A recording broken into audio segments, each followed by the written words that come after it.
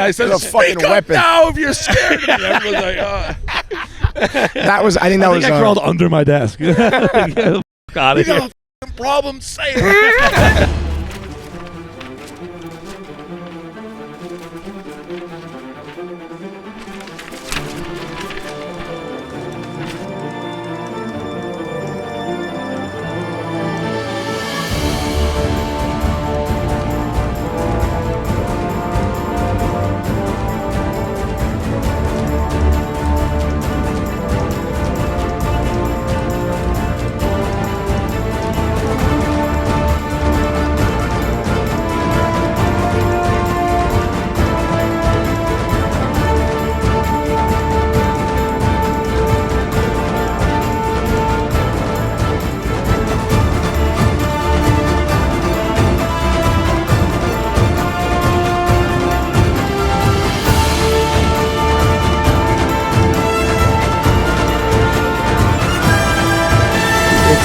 Interesting timing, though, the reason we wanted to do this. And I feel like this is like 10 years in between appearances for you on the show. What was the Jay Cutler one? Yeah, like the only other one? I feel like it was like, like early on, No, right? it wasn't even Cutler. It was like... Oh, that was the early, though. That was KFC Radio, right? Yeah. I mean, we've done a ton of content together over the years, but I think the only official KFC Radio appearance you had was like... I gotta be honest, I thought this was Inside Barstool. Well, the thing is, every Monday we do like a... Did you preface this as an Inside Barstool to me? Yeah, but I meant it's just like but we behind Barstool. We recently added a Monday episode where we always try to have somebody from Barstool on and kind of go in. And I figured no better timing than this with everything happening with Penn, but also as this happens, because I think we're at like a crossroads kind of like where Barstool's going and where people are going, what they're doing, and when shit like that happens, it's like people are just still taking the shit for granted. You know what I mean? Yeah. Like. So like, well, Will Compton's new and just an idiot. I've come to believe. You just leave before the bill comes. Well, no, that was poor manners and that was a bad decision. But he did leave a $20 tip. Wait, Dave, hold on, Dave. Was I the only one that left? Caleb and Will Compton and Hank left before me. Wow. It's a fair assessment. Yeah. Will's a moron. Even maybe a little bit of CTE. I was describing to him how over his life is. He just had this doofus smile. Well, I don't think it's over. Like I don't big new teeth is. You know, I think you know what it is with Will. They're not like they don't view themselves as like Barstool. Like they do, but they don't. So it's kind of like. But wouldn't that even be more reason to be like we're a guest? Like, yeah, you know what I mean? Yeah. I athlete, grown up, selfish, entitled, douchebag. I don't know how else to say it. What's your vibe? Like in an hour or so, you're doing this Penn thing, right? Yeah, I don't know. Which is very. I didn't understand. Put the hat on, Dave. Come on. You don't know much about me if they give Dave this hat. That is crazy. It's a nice hat, but it's just not a Dave Portnoy hat. Cool. It looks like a skateboard hat. Yeah, but you're not like a skater. I don't think I quite understood the scope of what this thing is. Francis is moderating it. I don't understand that at all. Who were the other options? Like, who's there? I guess just nobody else is in the office. Either Francis or Frank the Tank. I don't really know what that means by like. I don't. Why does it like? Why can't anybody? I guess the idea I heard that people are submitting anonymous questions if Which they have I them. don't understand because don't you see where they come from? So they're not anonymous. Well, he's gonna. I guess he's keeping it anonymous. Oh, Francis. That's the idea behind it. Whether or not it happens, we'll see. The vault that is Francis Ellis. This is actually a great hat. This is the kind of. It's got the date on the side too of the Siegelman, like style. Are you I don't know what to. I like to me nothing's changing. Yeah, I was gonna say this is almost like. I've get asked that a lot. Like when the original deal was done, this was always the plan. Right. So it's just been like waiting, like the time. Yeah, I think ticking when, down. when Penn did the original transaction, they didn't know the temperature. Wall Street haters, whatever, would have the Barstool. So it's like let's dip the toe in, and like if they probably bought Barstool right away, 100%. It would have been probably World War III. Like people who don't like us, like because there's still kind of always that pushback. So I think that was part of it. But to me, nothing really is changing here. There may be stuff changing that I don't have to deal with, like accounting, shit like that. But I don't think we're going to see much change from content. Yeah. I don't know why. Well, that's always been the thing when you sold to Chernin or invested, however you want to call it. they were like, we won't touch content. Penn was pretty much like, we won't touch content. Yeah. That's always been like the number, like the Gambling. first thing, like non-starter, right? Gambling, they do. Because well, right, but that's like regulations and laws correct. and shit. Yeah. It's not like you can't tell this joke. You can't. Correct. No. Yeah. And I mean, I don't think anybody on our side would say differently. No, not at all. Was that, if they had wanted to buy straight up 100%, like, did you come up with the 50-50? It was their They did. idea? I had nothing to do with really the negotiations, so to speak. Really? Yeah, because Chernin was our owner okay, at that point, and those guys are savages. So in terms of like negotiating and whatnot, so I was very comfortable with them negotiating the price and all that stuff. You know, there were some things I think I had to work out, and some things I didn't even understand at the time of the movements and the lawyers and stuff like that. But for the most part, Chernin negotiated. Yeah. Like there was no. And they just came to you and said, was it like you have to approve, or it was just like, this is what's happening? No, I had to approve. Right. But like, because you were still the owner, really, at that point. Well, like, no.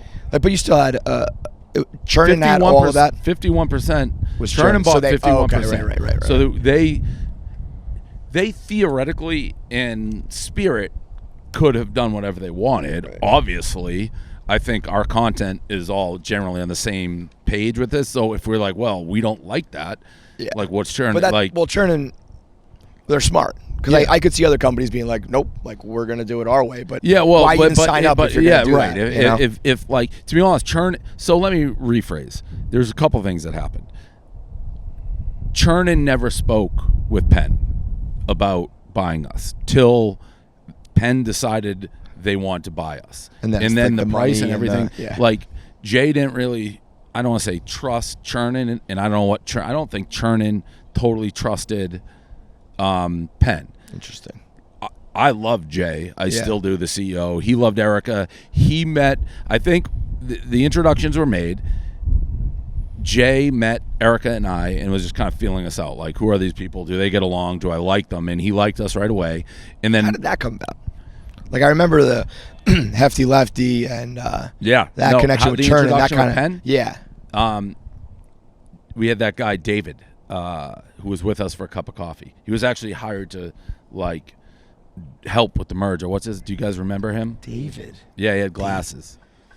He was there very quickly for maybe a year. But wow. He was like he introduced Penn to. It's weird because Chernin hired a banker who I hate.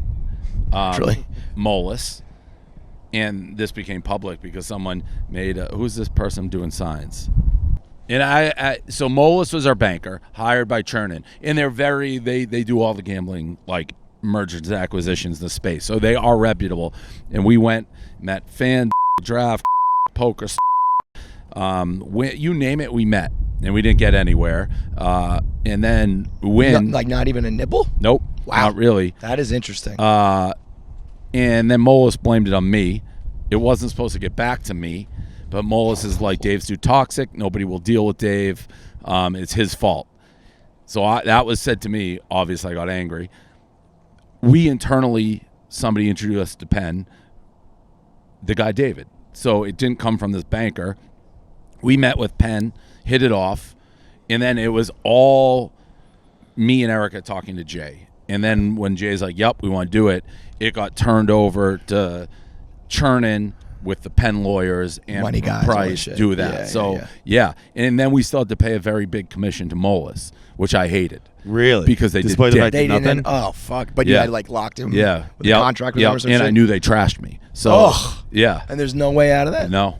So they got millions of dollars for trashing me and not doing the deal. Jesus Christ. And then they wanted to do a celebratory dinner at the end. No way. Yeah. Yeah. The only dinner worse than that one. Yeah. Jesus Christ. And did they legitimately like ask you that? Like, hey, let's go to dinner? Yeah. And did you? I was just like, fuck no. Go fuck I yourself. kept saying I know what that guy said. One guy I liked, and the guy that I barely knew was the one who trashed me. And I kept saying I know what he said. Like, yeah. So we did get the fee down a little bit, but do you believe that there did he make that up, or were that I was too toxic? Yeah, like what did those other companies? I'm sure that played a factor, but I don't know. Like almost all of those companies had done business with us before in some manner. I know buying somebody's different, but it's not like we set the market. We were really the first person. And by the way, if you look I believe about around the time we were talking to these people, McAfee was still with us. Right. Like you weren't. McAfee was still with us? Yeah, when we were going through nobody. this. McAfee really, for a lot of different reasons, but one of the big things that caused him to leave is he had a $500,000 relationship with Right. and we had to And we get couldn't rid do of that. it. Yeah. Because when you're going legit, you can't take the illegals. He wanted the illegal. And we're like, you can't. He was bullshit. And that played a factor. And like, ironically, now he's like FanDuel, but that played a big factor. But yeah, during the time that it's like, hey, we're still selling, Cooper was still with us. Yeah. Like, it was the Avengers, bro. It was the whole fucking squad. And no one made an offer. Which is crazy. And then you go look there. I don't know how much FanDuel paid by themselves for McAfee. It's like over $100 million. Yeah. And they wouldn't offer us $100 million for the whole thing. fucking thing. No way, really? Yeah. Which is bananas. I mean, Pat's a monster in the space as well. Yeah. I get it, but like, could have got a lot Well, he could have more. gotten him, me, Dan, all the gambling. Yeah. So, yeah. but yeah, that's how it. So back to the original, the levers were always there. It's like they set up the 36%. Let's see how it goes. But the intent was always to buy it 3 years down the road, and the prices were like pretty much set. Yeah. So you had a floor and you had a roof that it could sell at.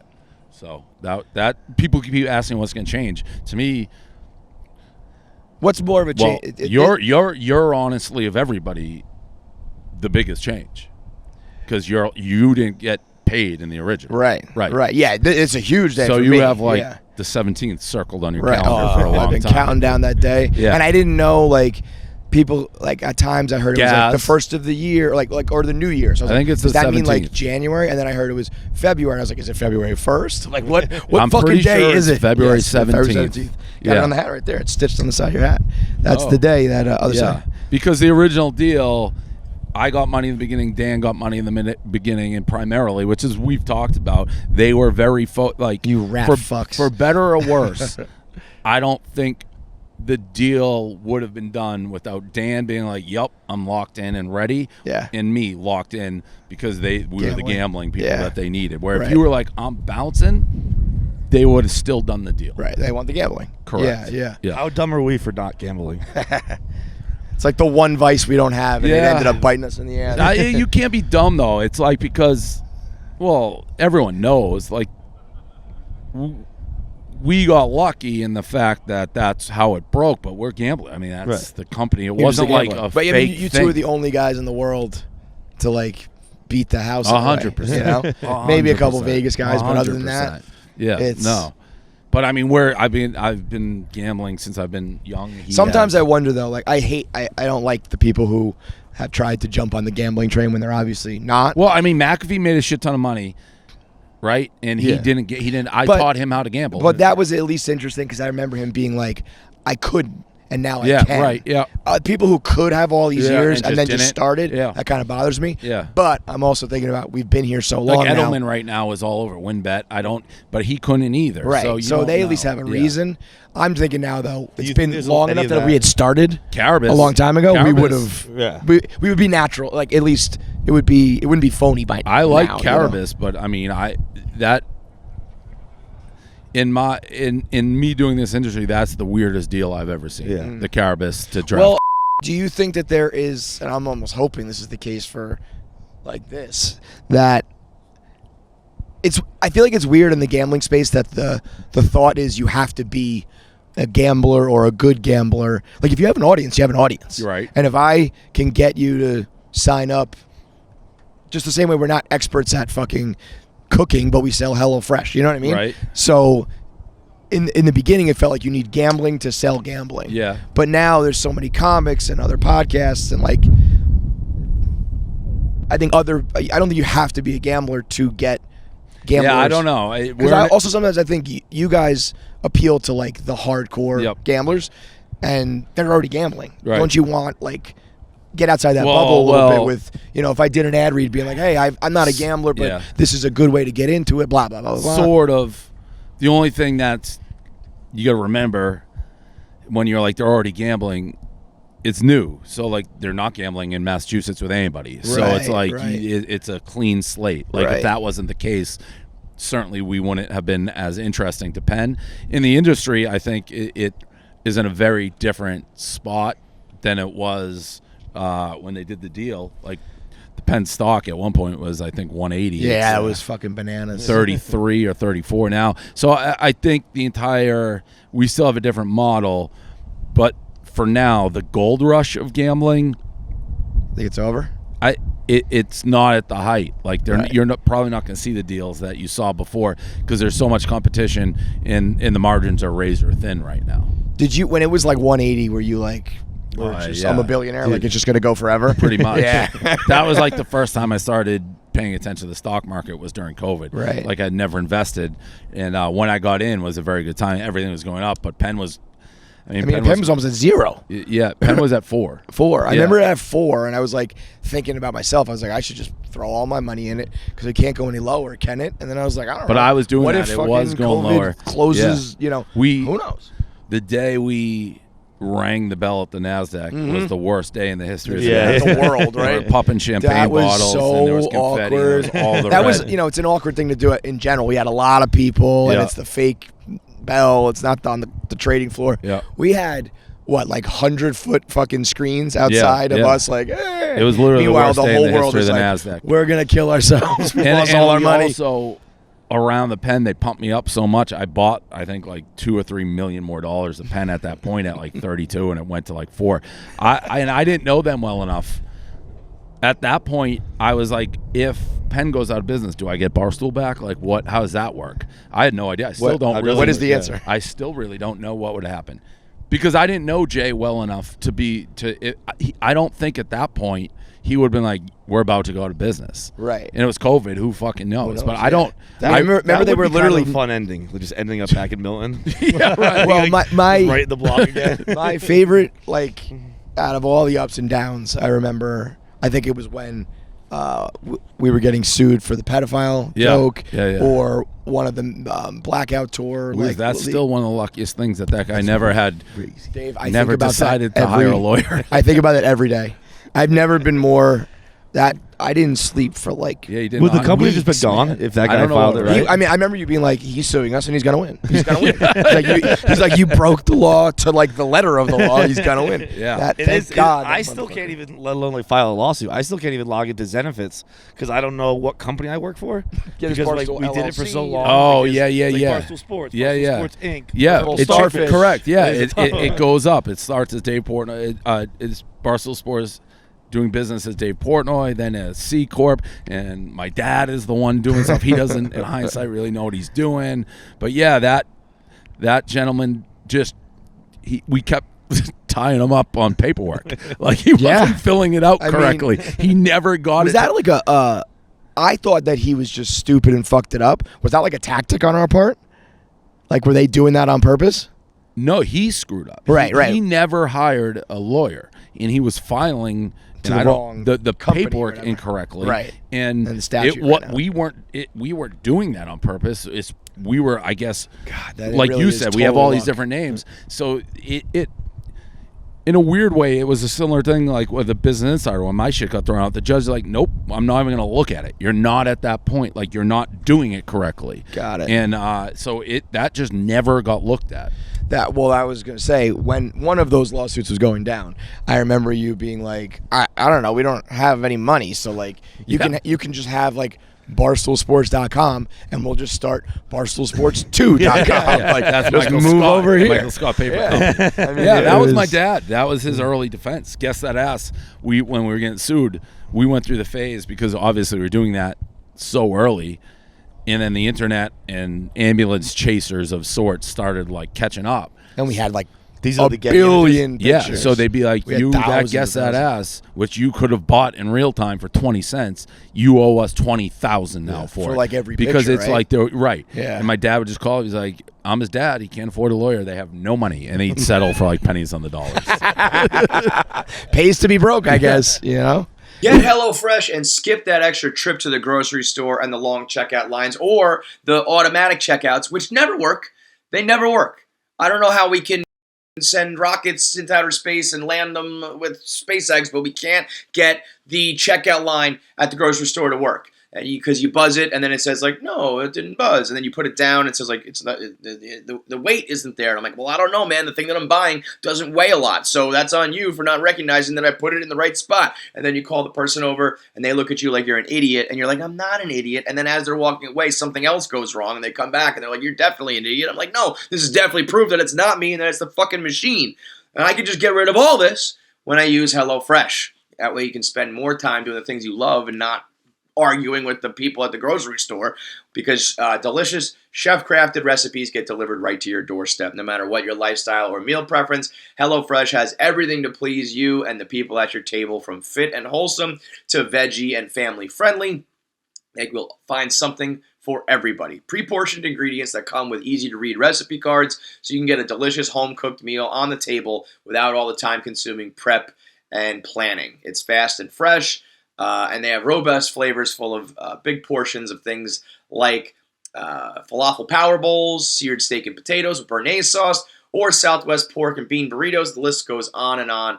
They can be ready in as little as 15 minutes. Go to HelloFresh.com/KFC65 and use code KFC65 for 65% off plus free shipping. I even get my kids to eat it sometimes. And my kids would rather eat, they eat nothing but chicken nuggets and pasta. And even I can get them to taste some HelloFresh. And they're like, Dad, that was good. I'm like, yeah, you got it right, it was, because it's a HelloFresh meal. So go to HelloFresh.com/KFC65. Use promo code KFC65 for 65% off plus free shipping.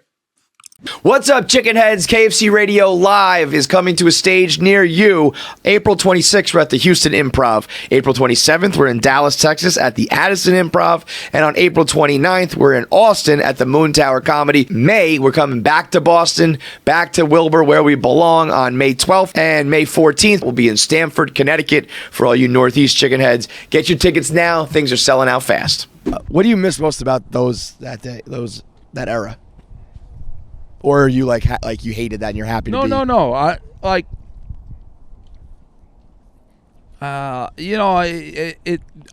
you can be yourself all the time. Back then? Yeah, right. You mean like in content? Content, talking Business, to people, everything, right? Yeah. Obviously, we're so much bigger. I'm pretty careful with like what I say. I know, who which I say that it sucks. to. Yeah. Yeah. I used to love being basically anonymous, which makes you sound like a troll. But like, I'd like to be able to write a blog about a person or a celebrity, and maybe they would see it, but probably not. Yeah. Now it's like they're going to see everything. Now they like fucking Adam when you tweet it too. Yeah. People snitch on you, and it's like. And I still have. I think I'm the only person, like in one of the few companies actually. What I say ricochets across everybody. So if I do something, it's like it becomes all of Barstool, and everybody so there's gets extra that. pressure on you. Yeah, so I don't really, and I'm at the stage I don't want to fuck things up. Like I'm doing a lot less. Is that a conscious effort with like social media? Like I noticed you don't really use social media. Yeah, Twitter. Yeah. I mean, Are you still on it, or you just don't? Yeah, no, I'm on it. You're but on it. You just don't tweet much. No, I tweet a decent amount, but nothing like. You go through like a run, but it's usually like just the pizza review. Yeah. I don't. I mean, I'm not consciously not doing it, but I'll consciously at times just be like, "Oh, it's not even worth it." Or jokes that aren't even gonna. Yeah. I do that a lot. Like, I type it out and I just delete. Yeah, I feel like anytime we'll like a bunch of us will ask like, do you think this is all right? And it's like, if you even have to ask, right? What are you gonna get? A couple. What is the upside? What's the fucking upside? Right, you know? right. That's what I always. But I also think that's specifically with Twitter. But in general, I do kind of think that's a little bit of a slippery slope, where it's like you start to do that. And over the years, all of a sudden, you're like a completely clean, well, watch what you say type of operation. If I get out, like, it doesn't affect me. Like, it for me personally, like, I don't, it's, people know who I am. It is what it is. It will hurt. It's going to hurt other people more than it's going to help me. So I'd rather let other people do it. But if what do you mean? What's going to hurt other people? Like, being controversial. Got it. So, like, Barstool's made it. I've gotten my payout. It's not going to change drastically. So fuck it up for other people. You've done your whole payout. You're done? No. I still, like, I get a shit ton of money on the 17th as well. Like, that'll be the most I've gotten to this point by far yet on the 17th. But that's cash for you? No, it's same. I'm in the same setup as you. I wasn't sure if it was. No, it's literally the same exact setup. So it's basically like I got the 35%. Now I'm getting the 65%. So it's like the 65% part of the deal. Yeah. I haven't gotten any of that. Where you're getting like 100% of the part now. Right. That's the difference, Got basically. it. Which, Right. in a weird way, outside of not having money, benefited you guys you mostly because it went up the price. Yeah. So I got like paid on the first price and then whatever. So, but I mean, if let's say I have 2 more years with, that's how long I'm under contract. 25, 2 right, more years, and then I'm out. You would see me very Unchained again. Like I would start flinging. Really? Oh yeah. So I didn't know if you were. So you're itching to like let it rip At again. times there's parts. Yeah. Or I just disappear. But I wouldn't care. Like I would. The part of me being protective of myself has no bearing on me being bigger personally. Yeah. There's just so much stuff going on. What I feel like a lot of the content you do now is this kind of stuff, talking about your career and Barstool. Yeah. Whereas like blogging and Rundown used to be current events, topics like of the day. Yeah. I think you can be a lot more funny when you're doing that kind of shit. Yes, totally. Versus just talking. This is interesting. Yeah. But like, do you miss doing just like I mean, I like a when good you old go- does this yeah. look like the face of a blog? Or were you sick of those? No, it's more like there'll be something that I have a real opinion on. And it's like, ooh, I'd like to get it out. But that passes in 10 minutes. I know. Because it Dude, writing blogs is like, is I used like- to love it, and when I finished one, particularly a long one, I was like proud of it. It felt good. I loved the reaction. It's and now hours. it's I mean, it's hours. And it used to be even, we said we used to sit on a blog for days. Yeah. I would perfect it, and like the LeBron scoring record, I would be in the lab for if You would I was still be doing- blogging. you'd still be doing content Like I right would now. have every back example. Like I wrote that the 27 reasons he's the Antichrist. Yeah, I'd have that that was updated, but that would take me like 48 hours not leaving my chair. and So- and then there's just the business, like it's. The amount of time, if you did a podcast in that amount of time with 5 ad reads, you're making however much money versus one blog. Like I like doing the rundown when we do it. A lot of it, you still need like the right people to do it with, and like the camaraderie and stuff like that. Like that's why I stopped the Dave Portnoy show with Eddie. Like Just it wasn't working? was like boring and tedious, and I don't think. But like I think that might have been how you felt, and obviously the host has to. You got to be in the right frame of mind to do a show. But I think the people loved it. I don't know. I feel like I'm pretty objective about it. Like I'm not one to shy away and be like, oh, I'll give myself credit if I think so. I was like this. Was it performing? Not. Yeah. But I mean, isn't that the indicator, right? I'm sure you get some fucking a small group chirping, but no, that's not the indicator at this point. When we Was you stopped because of you? Yeah, because of feedback and stuff like that. I just didn't think like there was a couple episodes towards the end where I'm like, this is. But isn't like, that how I'm it falling goes? asleep. Like no, it is though. I'm like when you. But once a week, no. Well, yeah, it probably should be on point every time, but there are lulls and like I ebbs don't know. and flows. I feel and it's like we've started basically doing inside Barstool stuff kind of to fill that void, because I think there was a lot of people being like, they like we want to hear it. Yeah, but no, to answer the views, it's like it's really hard for me to do anything that doesn't get like views now. I have just my crowd is big enough where there's enough to get something, but it wasn't like crazy. What do you think is your biggest like your best content ever? Best piece of content ever? Not even piece, but it's like let's say all your blogs versus your Deflategate, like well, the whole Deflategate versus the war on the pizza NFL reviews versus, but like like they're all you have so several different. things that are very they're all you so could be different. defined by you're the pizza guy. In the beginning, it was like you're the blogger. During Deflategate, you were the NFL. Like I think menace. most people know me as pizza. I don't know Crazy. if that's the best, but that's the most. You go through cycles like BFF's like huge. Well, that's right. Yeah, I was gonna throw Like, that in there too. if- They might be new and a little bit different, but like that might be your most successful and different worked metric. in the scheme of how I want to work. Like That was exactly what you wanted to do. yeah. And that's still going, right? Yeah. Well, is he here still? He was I'm playing golf with him tomorrow. Versus Oh, Liz and sorry, Whit. He was playing basketball. Turn the before. corner the other He's day, actually a good driving. guy. Oh, he's a great dude. Great Yeah. dude. Out of majority of those guys, I'm sure they're all cool when you meet them or whatever, but on the surface, they're all like, "Oh, this douchebag." Yeah, no, you know? he's a smart. And he always, Yeah. Yeah. Yeah. So When we I- talked to him, like he was talking about how he used to And he understands how he's seen. He's like, I get it. I get it. He knows those dances were cringy. Totally. He used to talk about how his sister would find the people who were liking his stream, and then he would DM them. They would pay the money. Like, 12 years old or whatever, making cash. Yeah. That's why I learned right away talking to him that he was with it. But it's crazy because we go through the stages, but I'll see like 14, 15-year-old like girls. That's and they right away they're like BFF. Like you can see them a mile away. And like Brianna's huge. Like Brianna's fucking huge. Monster. And that's all part of that. So that got us a different crowd. I still think probably the best stuff we did is the blog. Like if you sometimes go back and read the old blogs, they're very funny, dude. That's actually and you fun. can say whatever the fuck you want. It's like outrageous. What one went viral? Oh, the Zola. They made that movie Zola. It was a girl. I don't think you remember this. It was a girl who was basically like a hooker who had a Twitter thread of like her craziest night ever. It was one of those early days where Twitter threads, like Kelly Keege's plane breakup, and it went super viral. It was like just a crazy night of her and her girlfriend being a hooker and guns and drugs and all that shit. And then it became a movie. When the movie got announced, like 10 years later, the blog I wrote on that thread was like the number one thing that popped up. So it was getting to be number one on Reddit. So it started like yeah. And like the headline, I was like, Jesus Christ, John! It's like Zola and her fucking whore friend. Yeah, like, what I used to call. fuck, Listen, anybody, and that's where you get in trouble. Anybody I think who knows me well, like. I don't care, black, white, gay, straight, but I just used to call gay people gay balls. Gay ball all the time.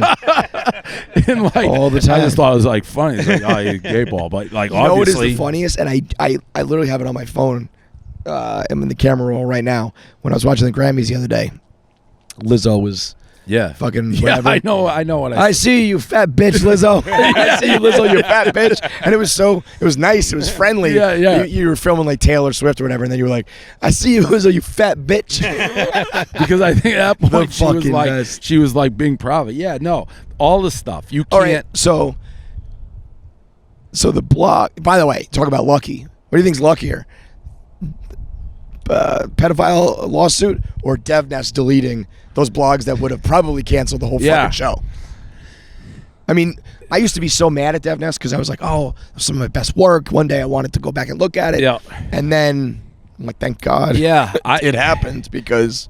Yeah, it's crazy. I guess it's good. We used to have that spinner thing that like you could. Random blog, right? Yeah, which that probably would have gotten in trouble. But I still get things brought up, like I mean the size 6 skinny jean is still the go-to Dave hack to just use that every time.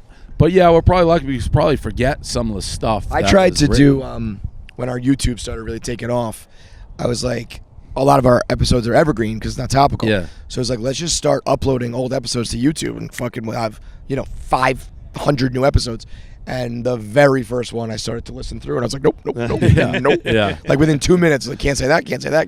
I mean, it is crazy. Like the gambling, along those lines, like the gambling stuff, we've had lots of issues, and you guys may know this, but this is how crazy the world is regulated. Dan's can't lose parlay because they're saying he's you can't. Telling people he can't lose. Yeah, it's like how stupid you have to be. He's not doing those anymore? He has to be very careful with like the way he does it, but that is how like regulated and all that shit. And it's people who don't like us. The same thing. They're pulling it up, and they'll be like, Jersey Jerry said this game was permanent. Like it's not. It's insanity. That really sucks. You can't say permanent. There's people who don't like us in that world who will do whatever. So they report to like the gaming commission? Yes. And that's like it's in a blog or even on a stream. You can't say it, and then anywhere. They watch everything. They catch you. So do you get nervous with like streams? Are you like more curious so lately. Who's going to be there? Yeah, more so lately, and you we're can't getting trust more, any of these fucking animals. Yeah, right. Yeah, more so lately. Like the Massachusetts, we just got legalized, and I watched the hearings, and I mean there was a woman who just hated me, like hate.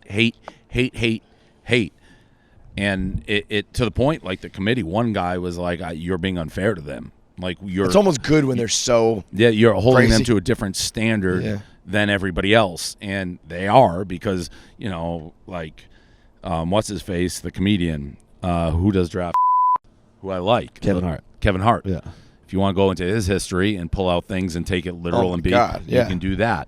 So but they just, and I mean, you've been here for a long, I don't know where, because we certainly haven't said and done things that are any different than like tons of other comedy sites, but we have been perceived the way we've been perceived for a long ass time. I always think it was the Blackout Tour. Well, I was gonna say the Blackout Tour became synonymous with just like techno music and Molly, even though but for us it became synonymous with trying to get girls to black out. Right. Like I remember, it's honestly the name, right? Yeah, it was called like the Black Light Tour. Right, but it also maybe wouldn't have worked. I read a quote. It was from Northeastern, and it was a girl who just blatantly lied, saying, and you were probably at all the nerves, that guys were carrying girls out of the club on their shoulder, and it's like this is just totally made up. Honestly, now seeing how the internet evolved and we know how that works, like we were probably surprised by it back then. But people lie all the fucking time on the internet. Yeah, they just 100%. Make shit up to slander a political party or a company 100%. Or a person. So that was kind of the beginning of it. We shout just out didn't know. Simbor. I think like her little crew. Net negative or net positive in the end, though? It's the all-time question. Oh, it's got to be a net positive, right? I don't think you're where you're at. I don't think you're making hundreds of millions without the renegade style. Yeah. Yes, and that goes back. Maybe a little less stress in your life, but. Yeah, the money and the success, I think. But in it's the long weird run, because she must be at home like, fuck. Yeah. Totally backfired. Yeah, I mean, that obviously played a factor. I think Boston sports success, the Patriots specifically, like we became the face of like the Patriot fan. Totally. That I think played a factor. I mean, I've always said the COVID was huge. Along the way, there's been like tent poles where it's like, but the amount of timing, like it was the Boston sports thing. It was the advent of blogs. Yep, totally. We've gone through 2 or 3 social media platforms arriving. If you are a few years older, a few years younger, I don't know if any of this happens. Yeah, and we in the way that it we unfolded. Don't, as much as our like the people who don't like us will chirp, and they may be our fans. We have very talented people have come either here or come through the doors, and the early SNL model thing that I used to say kind of in a way has held true. It's much harder now because talent has so many vehicles, they don't need us as much. So the pitch is like we'll put gasoline, but if you're growing on TikTok, you don't need the network, right? Necessarily, which I think is relatively new, though. Yeah, it is. Like, I think you need. I think it was TikTok.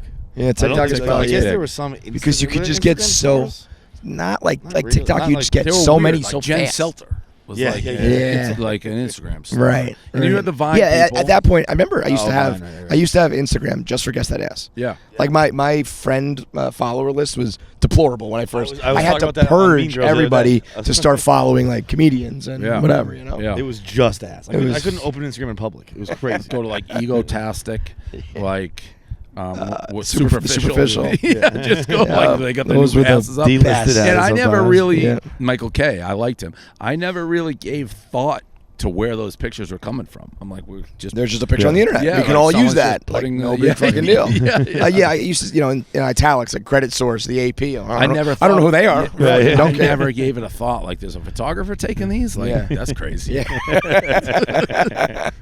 This show is sponsored by Betterhelp. When you're at your best, you can do great things, but sometimes life gets you bogged down and you may feel overwhelmed or like you're not showing up the way that you want to.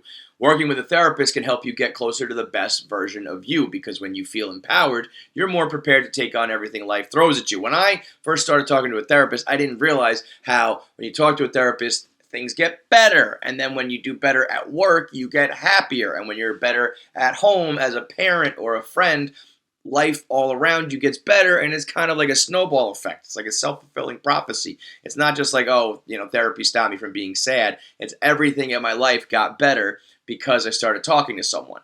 And the real kicker with BetterHelp is that you don't have to go anywhere, because I never wanted to commute downtown.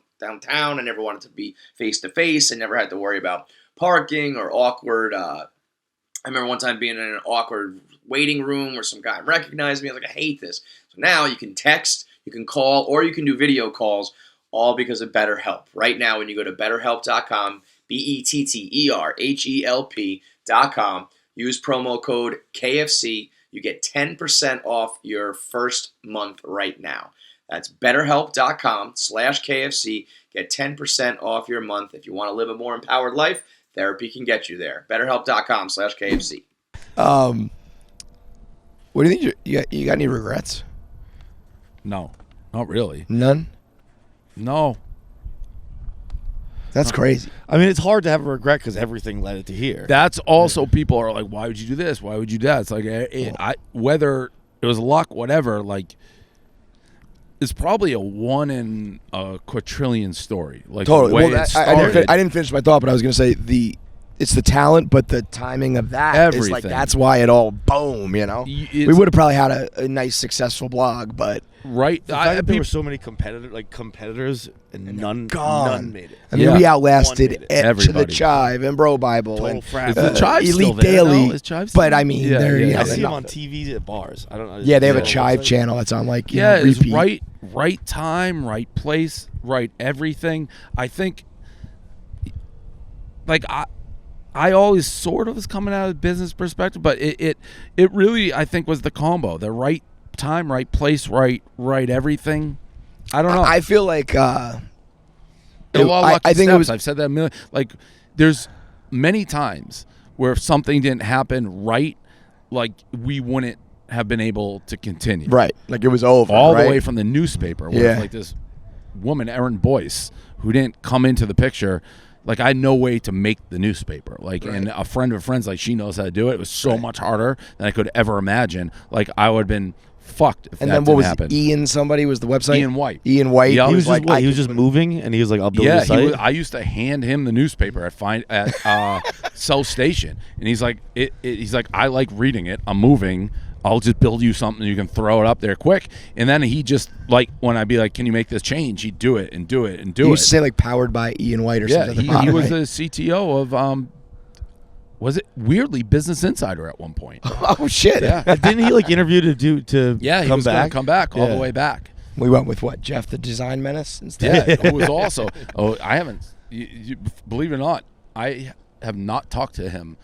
He was with me for like 14 years. After Bubbly Gang, I didn't speak to him again. He was part of that. Years? He was there. Yeah. He was there from almost the beginning. Yeah. Really? He was there. Yeah, from A long my time. whole didn't realize. Maybe I emailed Like, him sometimes, but- the last thing I asked them was when I realized that our website had been copied and he did it. I was like, "Did you do this?" Never heard back. Never heard from him again. Never even answered. Nope. Wow. Where do you stand with the Bubbly Gang? Is it still like on site, as the kids say? I would say it's almost come to the point where it's like, I just hope he's okay. Lou? Yeah.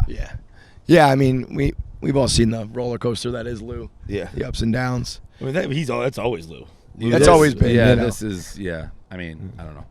It's not great, I don't think. You don't have, like, again, it's hard to have a regret when you make $500 million or whatever, but there's no, do you think there was a misstep along the way? Do you ever say like, I wish if we had done that, maybe it would be worth a fucking billion instead of 650? That's No. wild. I don't even know how we got here. So I it's know, like- that's also the thing is like, It, you know, when people accuse us of like it's scripted or whatever, That's crazy. or we're stealing money or We had a whatever, it's like, fucking- we're just, we had a or chipmunk you're eat- making we had up a stories. chipmunk eating our Yeah, boards right. And Yeah, and it's milk. like if regularly. It wasn't a one-time thing. It was regularly. If we were- the internet would drop and in we the weren't internet sure company. for a while. We're like, we can hear something in there. It's like we were peeking around. It's like, is this thing going to come at us? We didn't know what it was. Could you go back to that? Let's say you keep your money and everything, but your everyday work is going into like the Milton office. Could you do that? Would you do that? And I got to work just as long, you mean? Like you got to put in, you got to put in. No. Maybe not the whole day because we used to fucking grind. Yeah. But if it was I like, could go back. Yeah, I think so. I don't, the money, you get used to the money, but I don't, that like, it's nice to have, but that I would be fine without having. You get to Freedom. an age, I'm getting up there where it's like I wouldn't love the thought of having to start over. Like, you know, if you watch like the Madoff shit, when like those people are like, I got to go in like bag groceries and like started entry level shit. Now, I think you'd have to take everything away from me, like, because I could go do whatever. Like I've said this on something. I can make money pretty easily now. I get like which makes it's kind of fucked. But in what regard? It took so long for Barstool to make money and me make a cent, and now I can work 1/1 of as hard as I did back then and make like 10x the money. Correct. Like put my face on advertise. Like if I wasn't doing Barstool, if it collapsed, like there's plenty of things. What would you do? You think? I don't know. Just be a pitch man for something. I feel like you could just. Would you keep doing podcasts and shit? No. I've debated this with you before because I remember you saying, if I get $10 million, I'm out.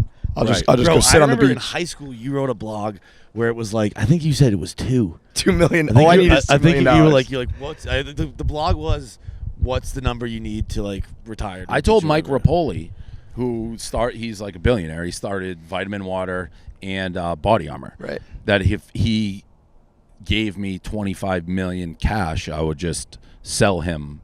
And he didn't do it. He claims sell. What does that mean? Sell him? Barstool. Oh, yeah. Shit. Yeah. What was your like pitch? During Big Brain? What's that? Was this during like Big Brain? Before that? What was the pitch to Mark Cuban? It was like $5 million, wasn't it? For like a percentage. I don't even think I won money. I just wanted him to like. Yeah, I'm almost. Like you can have it as long as you. Yeah, like.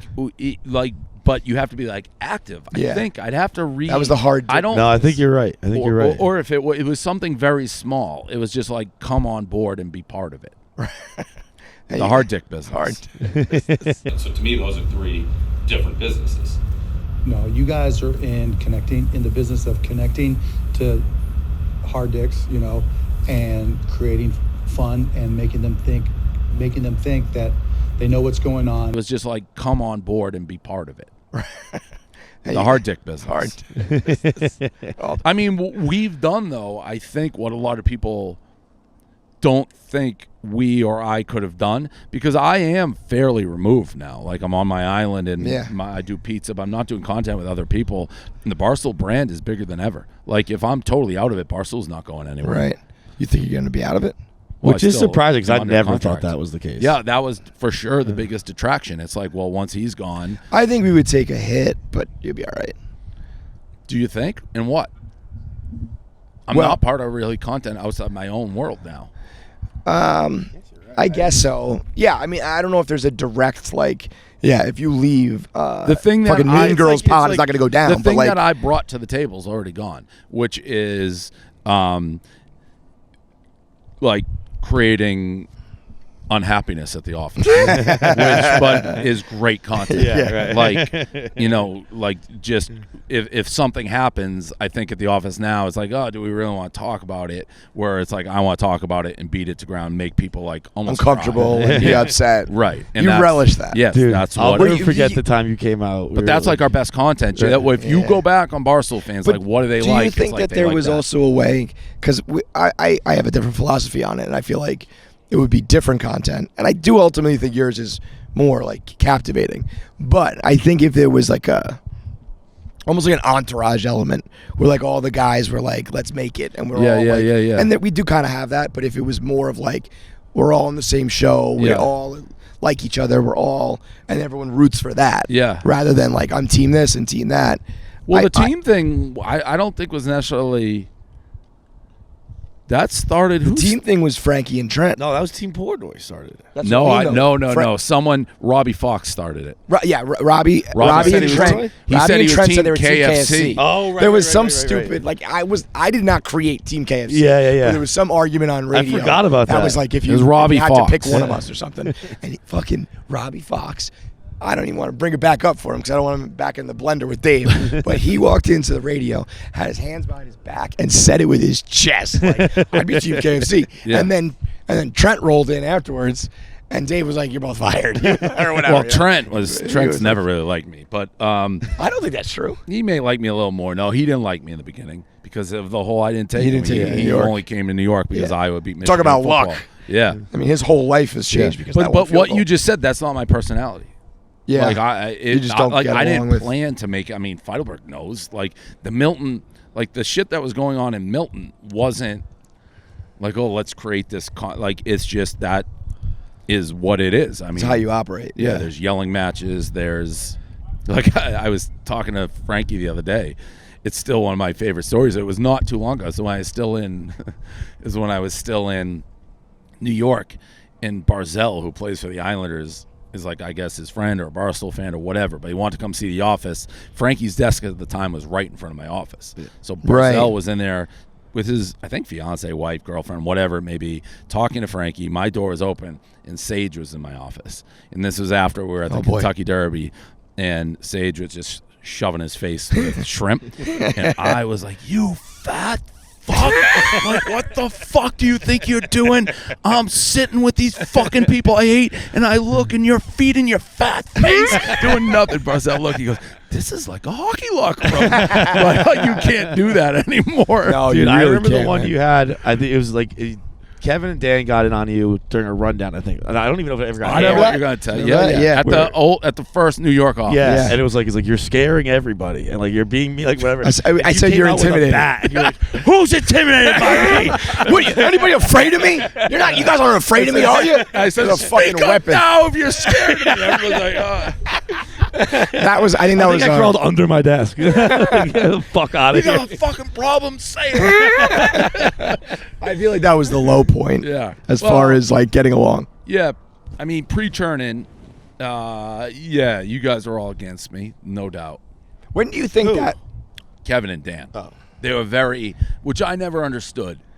But Well, I mean, they really thought, my perspective was like, my goal was to keep them down and keep me up, and it would never never I don't change. think that, because obviously your whole fucking endeavor is Right. to build, Which was my point. It's like, if I want to do that, I would have just done it. Doing But I what think we're you like doing. being and want to always be the top dog. Well, competitively, but it's like, I always said it, and it is truthful. It benefits if people are passing me, as long as I'm still doing stuff. That's good for everybody. Yeah, but I don't think you like that. No, I truly do. I don't know. What do you? I don't get. I don't. I get what I you're can see the smirk coming. I So get. I know I get he knows you're what I'm saying, talking about on a level. It's like like Alex when Cooper's bigger than me. Yeah, but I never think begrudged you're that. Except different her with trying to get you're out. different with girls though. No. When it's guys, I feel like you get like competitive, like it's sports, and it's like Well, you this is get my competitive. fucking. it's like team. being on the same team and someone dusts you at practice. You're like, oh, glad he's getting a yeah, rep. but glad he's doing well. I but- really didn't have like the negative. The only time it would be negative, like when PMT was exploding, like they were looking at like leaving, like that. That's a problem. Oh well, yeah. Like then it's. But like I that remember hurt- like when they were trying to sell merch, and we were like, you have to sell Barstool merch, and now you look around and everyone's selling like their own individual shit, you know. But that specifically, at that time, was because I was worried PMT was splintering. So if you're That's doing like an different, yeah. AWL and in PMT merch, and you don't want it really to be Barstool, That's and your I first think step out there's the a door. chance you're leaving. Yeah. Like we're just left holding the bag. Like For we're sure. promoting. So if they had been like, we love Barstool, we're locked in. The but second we're the gonna, ESPN thing fell apart, and like there was no Dan threat. was locked in forever. Go do whatever you want. 100%. That's interesting. I never thought you were against us. I don't know. I think it was just a weird. I don't think you can do what we did, and not have it end up being taken personal at times. Yeah. And, like, there's And so much shit talking. There's so much ball busting. I mean, we did either radio or rundown like every day for fucking a decade, and all you know. There's you definitely you don't see band eye to analogy. eye on a couple things, whatever it is. There's a band analogy. It's like a band who's been together at the time. Clearly, I'm the lead singer, and it's like the band starts getting, and I could be wrong, but around the time Chernin came, I that's right about when I started making like real money. Yeah. Like Yeah. people don't know I got like my Nantucket place before Chernin, and Interesting. yeah, so like I had started to make money. I think you guys were doing better than you thought you'd ever be doing with us. But for mine, it's like, all right, what's the next? Because we were kind of plateauing. And I could have, at that stage, I could have very easily probably stayed in Boston. Then just about as big a personality as you have in Boston. I mean, you probably would have eventually been the mayor. Yeah, and just have my life on, like, it was very easy. It was like I had everything down, and then we take the next steps to go, and it certainly helped me because I never would have gotten where we are, but it put you guys, well, I keep saying because Feidelberg's not really in this conversation. You are, but you aren't, like, in the position to, all right, here's the next step to like advance. And I think once Chernin happened, we kind of reset. Correct. You know? Yeah. And I also, I think it wouldn't have continued however we were without Chernin. What do you think would have happened? I think you and Dan probably would have gone off on your own. Weren't you like kind of considering that? Were you guys kind of considering? Yeah, that's the vibe I got. And I don't think Dan. I think Dan might have had. I never really had an offer. But you guys were like you were like kind of what Dave's saying too. Like you're like we're kind of plateauing. Well, you know what it was, and you've always been very, very generous with salaries and money. Every year, by like December, I'd kind of be like, fuck this or fuck that, and then I would get like a raise or a bonus or something, and I was like, okay, I'm good. Yeah, and that would reset. About the turn of time is, for whatever reason, when things started to probably change for us money-wise, where it's like, there's more money coming in, and money we hadn't seen before. Right. We had more people, but that was, and then the Chernin thing. I mean, the Chernin was really the first time I had actual, I've told, but I think I got a check for like $3 million. And that remember you had $2 million internet dollars before that, right? Correct. Yeah. And that was like real money. We sold for them for too low. They're the real champions of this whole. They probably made like $500-600 million. What did they sell you originally? They bought the thing for we were valued at $12.5 million. What year was that? 2016. We were valued at $12.5 million in 2016. Yes. And what were we valued at by like 2017, 18? Like, did it go quickly? We beat. Just like hypothetically, if you were if you have to pay your ex-wife a certain amount of money on February 17th, hypothetically, what were we worth during the 4-year period of 2015, 2014, and 2018? You want me to lie or no? I want to. Well, tell me the truth and then we'll let it out. If it doesn't work for me. So they set the goal of what they want to sell Barstool for, which I think was $50 million. Okay. And they were like, if we can do that within 4 years. Right. Didn't we like... It just exploded right off the bat. But how do you do a value? Because nobody except Chernin made an offer. And I always say that. So it's like, do we sell for... we're not where we are without Chernin. Right. There's no doubt 100%. in the world. 100%. Like, they legitimized us. And changed, like, and I don't think we were going to do what we did. We weren't going to be like, we need to go hire Erica or like, sure, because they were the ones to do I that. wasn't going to put all my money into doing that. No. So it's like, all right, well, if it don't work, it's their money. It's not my money doing it. So you think you were ready to? Would you have? We were in New York because of Chernin, right? We're in New York because of you. No. But I mean, fuck that. By the way, that's the truth. That's such bullshit. That's the absolute truth. That's not really true though. That's 100% because true. I mean, I said I would have gone, but it had to make sense financially. No, you didn't want to pick up at that time. You were a family. That's not true. No, that's not true. I said if you pay, I had the conversation with her. I said if you can pay me what Caitlin's making. Conversation to who? With you. I had the conversation with Caitlin about moving. No. And she was like, "I'll go if he'll pay my salary." No. So I was like, "I need a bit." No, dude, that never happened. That this is absolutely the first happened. absolute fib. No. Me and Dan were not. We had no. First of all, it always should have been New York. So you're welcome. But I don't disagree with that. Yeah, but I'm telling you, no, because I you didn't want to leave. Had the conversation with her. You by far were like, I really don't want to leave. I have the kids. Dan and I were like, all right, we can go. But that's true. But I was willing to if it made sense financially. I don't. Why would I make this up? I don't ever remember Boston being remotely an option. You're right. Well, it wasn't because at the time, I mean, she was making good money, and it was like you'd have to pay me like. But that wouldn't have even been. You know? At the time, I think I was making like $75,000. She was making like triple that. So, but at the time, that wouldn't have even been a me decision, because the only reason the move was happening was Chernin. So the money would have been there. The money was not given. We're gonna have to agree to disagree. Why in would the I long ever- run. Yeah, you're No, welcome. 100%. Because What would have happened in Boston? You know what I mean? Well, we wouldn't have gotten Erica. Right. And just in general, I mean, I feel like there's so many people come through New York. Yeah, no. and- The biggest thing is there's more talent to hire from. Yeah. For sure. If I feel like when you expanded to New York, pretty much worked right away, right? In the sense of Instantly. yeah. So were you expecting that?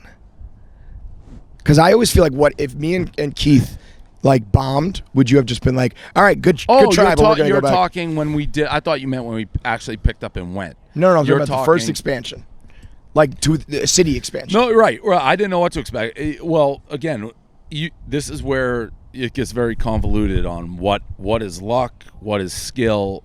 I think one of the things I'm very good at is identifying like talent. So you can say we got very lucky because you and Dan and Keith were all great. Yeah. So like if you have great, like we added great on top of great. But you're saying that you think that was more like your eye than luck. It's a combo. It's like you guys were all fans of Barstool. Yeah. So it's like that's because similar sense of humors or whatever. So that's part skill, part like. But if New York bombed, if we just sucked, people didn't like it, whatever, would you have kept trying, or would you have just been like, With a I'm new going to go New back to York? Boston? No, like early, like 2009, you hired me. right. Let's say by 2010, like there's no traffic in Barstool, New York. Would you have just stayed put? And I keep saying move. I mean more like keep it in Boston and just be I the king probably of would have Boston. given. I probably would have given up on that. Yes. Interesting. Yeah, if we had like, what was that dude's name in Chicago? Neil. Neil for Neil. if we had a bunch of Neil for Neil, You know, Neil though deserves credit because when Dan didn't want to go on for it Correct. full time first, He accepted and it. Neil said, "I'll do it," and that's what started Chicago. And I think when Dan saw the success, he was like, "Okay, fuck it, I'll do it." Yeah, it was But never- without that, who knows? Well, yeah, and I don't ever think Chicago was successful. Neil for Neil. Dan, once Chicago launched, Dan's like, "Can I contribute for Right, free?" he wanted to make a part time, and then he just the swallowed him up. deep web conspiracies are that Dan was Neil for Neil yes. because he was so bad he made Big You know Cat what? look good. we can definitively say it's not, but that would not be a bad plan. Yeah, like That talk about disappearing. That guy, Pirate Simon pops up, and these characters you'll see. I don't think anybody's I've seen heard Neil. so many stories. I heard he's a chef in Florida. I heard he was working at like a lobster shack in New York. I heard the weirdest things. Yeah, Did I get that word? the other one's weird haircut. Seth is. I've heard he is not. He doesn't like to talk about it. And all Does that not shit. like the way that any of that went down. I can understand why. I remember I was in line at like the Harp one day, years and years ago, and someone was like a stoolie and talking to him, and he's like, "I work with Weird Haircut Seth now." And he like yells at people if they have Barstool open on their computer. They just walk through. I like that. Close that. Close that. I like that. When do you think? When did you? I don't think that I hated you and was like against you. But when do you think you started to like feel that way?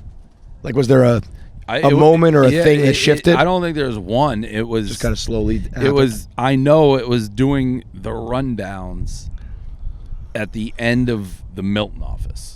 Like Was when it got you like guys- testy? Yeah, it was. It's probably Deflategate. I was gonna say that was the We were arguing about wore you fucking guys down. football and it turned yeah, personal. And it was Deflategate was every single day. Because it was a screaming match every day. That's still the funniest one though. When Tico was like, Tico? "What's the flake? Oh, How much time you got?" He When spent like 20 you minutes. were so passionate about explaining that to people, just telling Tico Yeah, in the middle of a that Target was about PSI and shit like that. 20-year war. That is probably when, and if you recall, and it goes in shifts. Like at times, like I'm far closer now with Dan. When I say closer, like there was a part where I wasn't doing anything with Dan, and Right. then the gambling stuff.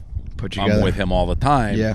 And our relationship's probably the best because there's no longer like in the back of my head like the threat that he's trying to get leaving out. or Like something like he's that, as yeah. locked in as I am. So Right. it's like great, our relationship. If you remember the Comedy Central, that was the low point you and I were. Oh, and that was he all wanted yeah. no Yeah, that was not He good. was like- yeah, because I think he was mad at us maybe. And when I say us, like Barstool, the ESPN shit was going on. That whole We would like plan the show and he was not happy with yeah. us. I forget what exactly sparked that, but it was around like the It's hard to ESPN thing. manage. The ESPN indirectly was probably the best thing that happened to the company, because Dan's an integral part.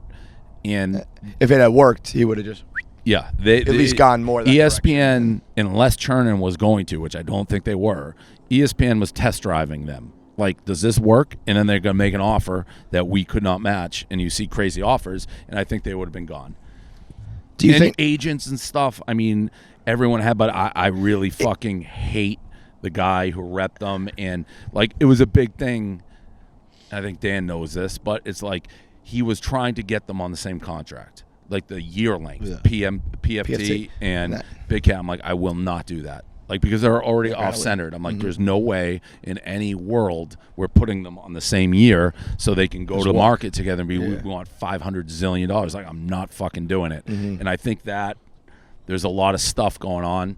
And that's the one thing about my role that is very different is I'm a huge part of content, but then I was also thrown into this, like, business world. I'm like dealing with agents. That sucks, and I hate it. Yeah, fucking hate the it. ESPN stuff, was that the start of your hatred for agents? No, that was the Blackout tour.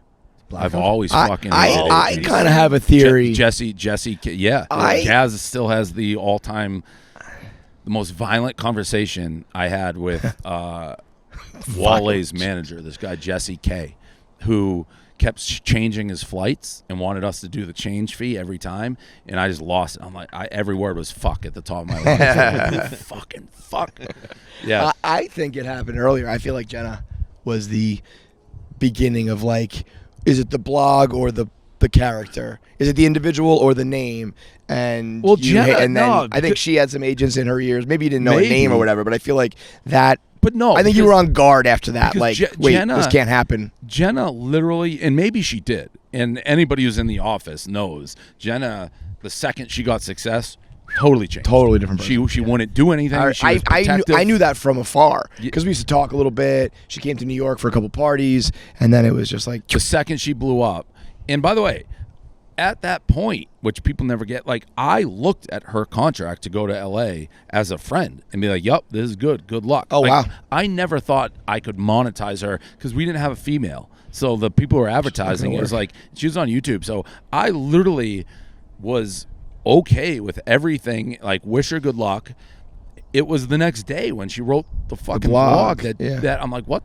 We just had a 180 conversation, and that set it off. Like, when she's like, you don't think that was somebody in her ear? But like, maybe. Like you need to, like, on your way out, let everybody know you're the fucking goods. So whatever we go to next is maybe like she didn't get, like, we were paying her, I believe, under the table. Oh yeah, I think everybody was like under the table. So at that she point. didn't get, like, the tax, but it she said something in it, which is, she apologized to the people running Stool. She's like, I'm leaving. Dave won't let me take it. It's like, I gave it to her. It's like, you can have it all. Take the code, do whatever you want the website. And she was just positioning herself. I feel like but like you were willing to give Jenna that. And Call Her Daddy was willing to get that. Well, Call Her Daddy, I did not want to give her that. But they put a gun in my mouth. Right. So I guess it's just about whether they have the leverage in the situation. We were very different. Because these other, the other thoughts, like, pardon by taking everyone leaving, you were like, I'm going to do whatever I can to fucking stop this. But those two, was Jenna like, at the time, it's like I had we were so small. Like, I look at it this way. If I can't use it, I'm not going to hold it against you. I've always thought that, though. Like, keeping the IP is like, what are you going to do with it if you don't have the host of it? I agree with that. Yeah. But, so if you look, there's different examples of everything. Call Her Daddy, they were under contract for another year and a half. And they were doing things that were wildly illegal. They were shopping their show behind your back, and still well under contract. And it's like, that's what we try to do. It's band label. Like, we want you to blow up. They blew up faster than anybody thought, but we did compensate them for that. That's an all-time miss by you, by the way. That's your number one all-time miss. Well, he walked into he walked into the office and said, "I don't like this Alex Cooper dad. Well, I don't know what she's doing. We better get rid of her." I remember that. It was a miss. I remember we had like a conscious decision because, like, they were doing sex stuff and we were like about sex podcast at the time. We're like, we're not going to work with them. I will tell you this: I think I was right in the way they like treated everybody at Barstool, because that was more my point. I was like, these girls are not going to mesh with us. And at that point, I thought we were still doing like, it wasn't as much like you have a show, you have a show, you have a show. They became they became a cash cow. That's like do whatever the fuck you want. But if we're going through all time misses, we could do Saturdays for the boys, or we could do podcasting. Well, Saturday for the YouTube, boys, we could do a bunch. That's not a miss by. I mean that was an organic thing. Beers, but at one point you guys wanted to kill it. When? At one point, Saturday for the boys, you I think it was you. Was like, this is getting played lame. Out. We got to get rid of it. It was. I was early. I think it was. I think I was considering kind of wanting it to be just a summer thing, and then someone was like, "Why don't we do college stuff?" And I was like, "Oh yeah, why don't we do college stuff?" It was pretty. You wanted to kill it in the very beginning. Saturday for the boys? Yes, dude. No.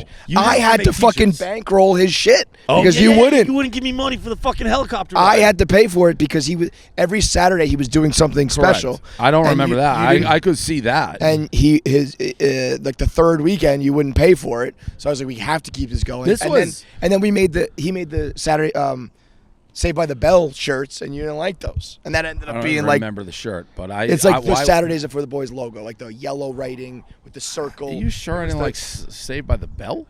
I don't know if you didn't like the idea. You're like, I don't get why we'd have merch. It's just gifts. I don't know if it was the specific shirt you didn't like. You idiot! No, well, to me, the Saturday for the boys, I don't think Erica was here for that.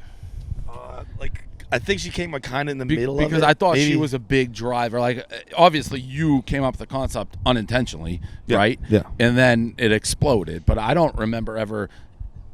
I mean, I guess. Of course you don't, because it's one of your biggest losses. Well, no. The helicopter thing, I would be like, I'm not going to pay for that. I don't get that. But I never. It wasn't a specific shirt. You were just like, why would we have merch for like gifts on Saturdays? Yeah. I don't remember that necessarily. I thought if I see money, I'm generally like, let's. Did you think podcasting was not a thing?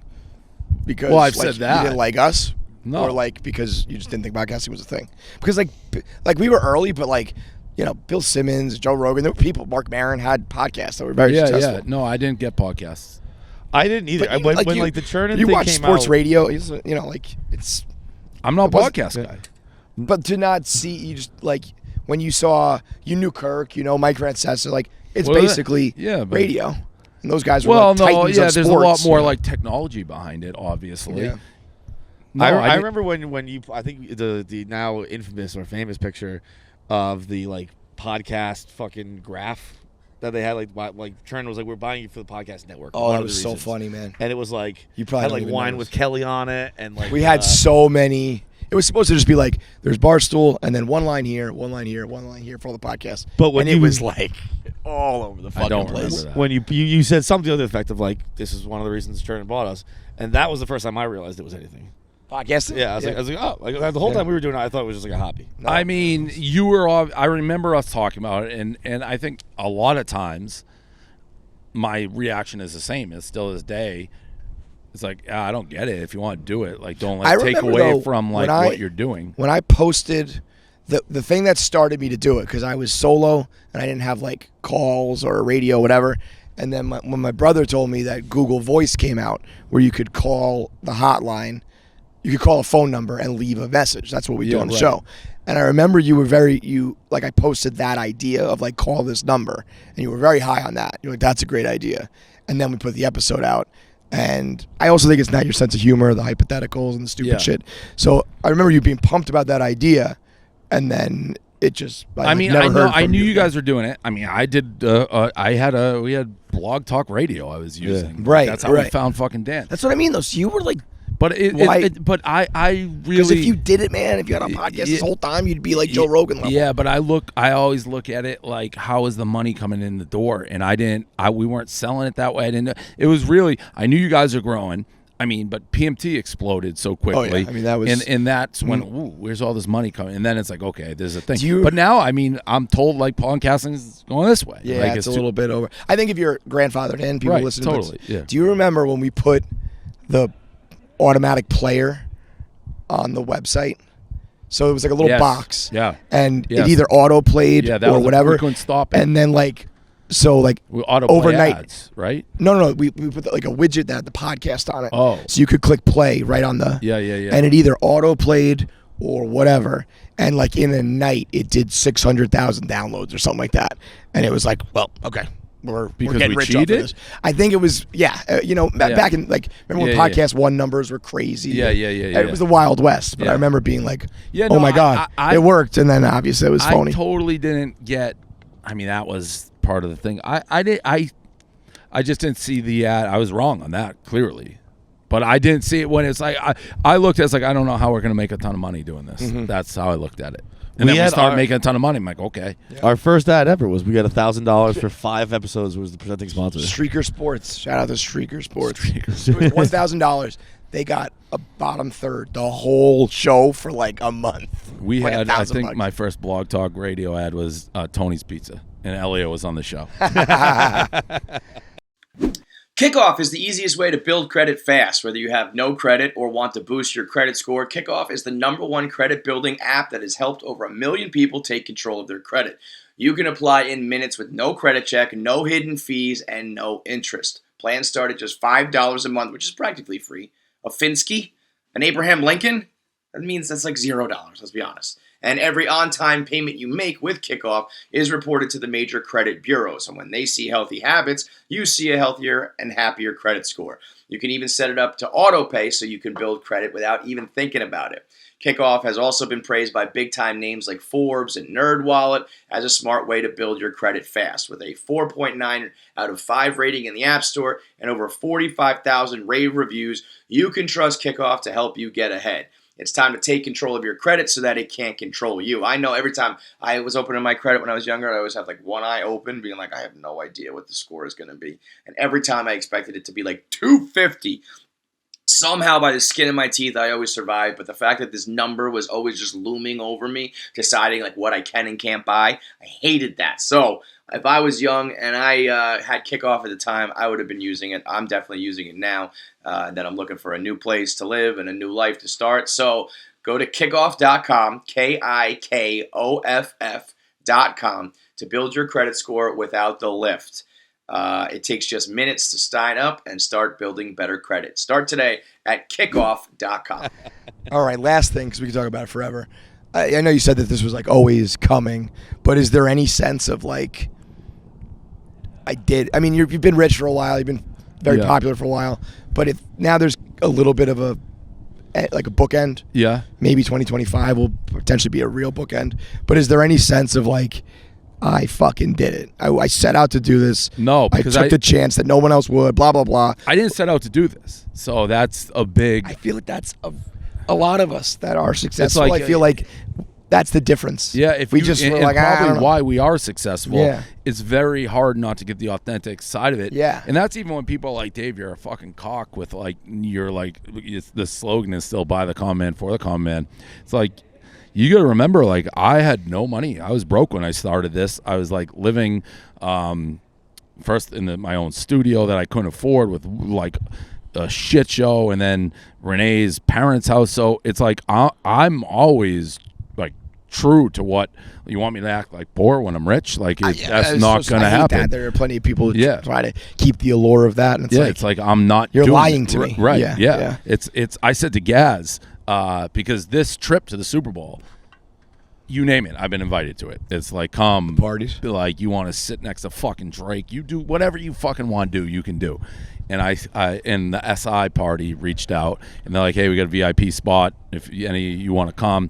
I sent it to Gaz because we went to, I did cobble like credit cards together at Super Bowl. It was $25,000 for a table. At that point, sent me back like 6 months.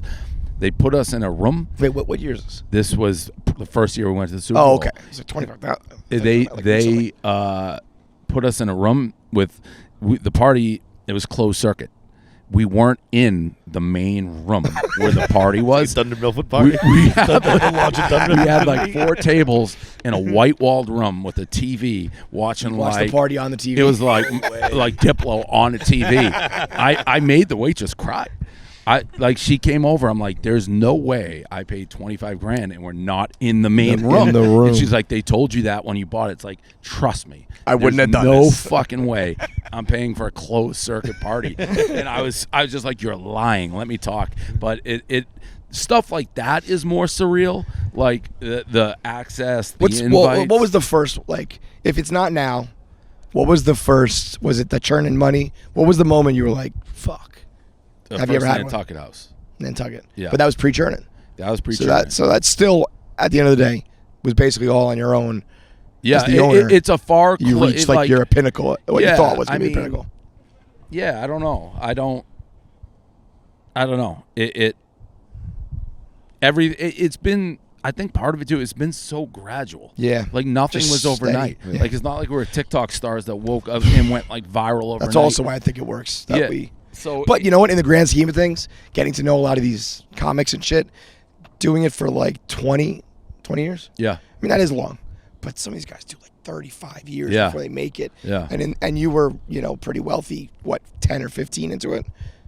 Yeah, around 2016. Right. So we started in 2004. That was 2016. You like got rich? Yeah. Yeah. And compared to some other, that rich is nothing to the rich I am now. But what it's unlimited money now. now. 2013. Did you have a salary? 2013. What did you do? Wait, did you just keep all the money and then divvy up what we made? It was just like it was a shit show. This goes to Kevin. This goes. This goes. Yeah. 2013. I was probably maybe a couple hundred grand. Something like that. Depends. Like I thought we were going out of business with right before the blackout tour. Yeah, Back to Stool. Because you put like what 75 grand in that, and it was like the end of the Mike world. Posner, Mac Miller, Wale, Chitty. You're not the fucking Beatles. You're not the fucking Beatles. You're fucking Chitty Bang. Wake the fuck. And nobody fucking bought tickets. So Yeah. and I didn't know I could get out of the contract. I just paid 50%, took a bath. But if I had to pay 100 on all of it, we were out. So and then the blackout tours would like save that, right? Blackout like tour, the we company? ended dead even. Like the blackout tour. But I mean, at the time, blackout tour, I remember thinking like, I don't know if this is gonna work. I thought the blackout tour, I was gonna make $1 billion in a year. Because like we did that one that and you made like 250 grand. I was clearing 250 grand a night, and we were doing like we were doing 10, two like or 3 a week. And I'm like, holy shit, this is it. We're billionaires. But true to my personality, I was taking the money. Like we could throw EDM ourselves, run by fucking Bald Paul. Like, but we had the lights, the lasers, the smoke. I was buying that all. Right. Like because why rent it every time? Because it's so expensive. So we had all this production, and EDM exploded. So we went from being the only EDM concert. Remember we had fucking Avicii. Yeah, we had Avicii in like the second one. or third first one. First Yeah. one. I think for like free. Yeah. Like we weren't. It was so fucking early. Yeah. But as quick as that came, it disappeared. We had a whole. So we had a whole. Like the whole industry though. No, you know what the I mean? whole industry exploded. Well, yes, but I'm saying like besides of like maybe like Ultra and like EDM and some of the big ones, I feel like it like calmed down pretty quickly too. No, the DJs is still huge. But if we'd say, hey, come to our blackout show, we're gonna play Avicii's music by Dante the Don. Avicii, by the way, is there tomorrow playing his own music, and we're charging the same amount for tickets. Right. So, and when someone OD'd, which was happening a lot, didn't matter what concert, where it was, we were mentioned. Because unlike, you don't know who promotes a show. You don't know who promotes Avicii. He has a promoter. You don't know who it is. You don't complain to Avicii, and you don't even know who the promoter is. We put our fucking faces on it. So like it's Barstool's fault. It's my fault. So the insurance went through the roof. We had an entire year booked, and so all the money that was made was pretty much lost. The difference being it allowed me to pay you, and it allowed me to pay like Dan. It gave me a little wiggle room. Yeah. And then the blog picked up because you guys are great. So we started making revenue that we weren't making on that side when the other disappeared. So it was crucial. But I feel like it was always that's like why kind of whack-a-mole. Like, negotiation tactics with me all time didn't work. It's like we're losing money, guy. It's like you want 80% of the revenue. You're fucking. I'm taking a piss in the middle of your set, and you're taking a piss next to me. Like, that was what was that Philly? Yeah, when he played fucking N-words in Paris like 100 times. But you remember that Kanye himself they did that like the next week. Yeah, he played it in a row like 1,000,000 times, and people were like, "Oh, you guys he's like, yeah, Dante, he's not doing it because he's fucking went shit-faced. jaw to jaw. You were, weren't you? What's that? He had to be when Were you there Zolo when and Zolo and Dante went jaw to jaw. I was there when they did it 1,000,000 times. Tommy Lights.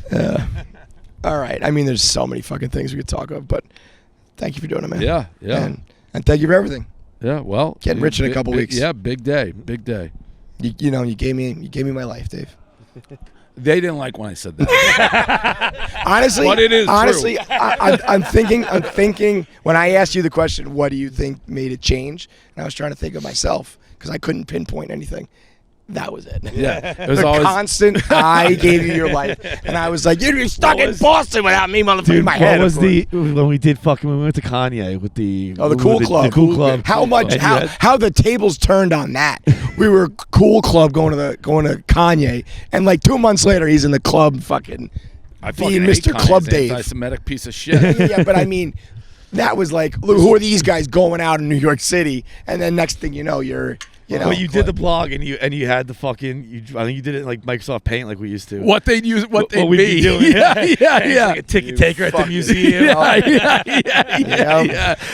I remember being like, I was like, these are funny, but goddamn it, shut the fuck up. I went through each person like, this is what they'd be doing if it wasn't for me. I had Louis scam artist. That's what I had on the fucking thing. You know what you should do? Well, I guess some of these guys are successful in their own right. Run back that blog for the dinner. I don't even know it. I don't even. For the dinner. Yeah. What would Brandon Walker be doing? What would Brandon Walker for sure. That's easy. He'd be in trouble. Yeah. Brandon Walker was going nowhere fast. That is a fact. The others, I mean, Hank the same. Who else? Kale would probably be successful, and Will is play the NFL. Yeah, Walker's the one that just totally disrespectful. All right, you got to get on this call, right? To like tell the. Yeah. So what are you doing? You're just telling people that this is. I have no idea. Yeah. All right. Well, thanks, man. Yep. Make sure you subscribe to KFC Radio on YouTube to get all the video content. Subscribe, comment, like, and make sure you turn on the bell notifications so you know whenever new video content drops. I want to say something, but the video has to be fast. That's it.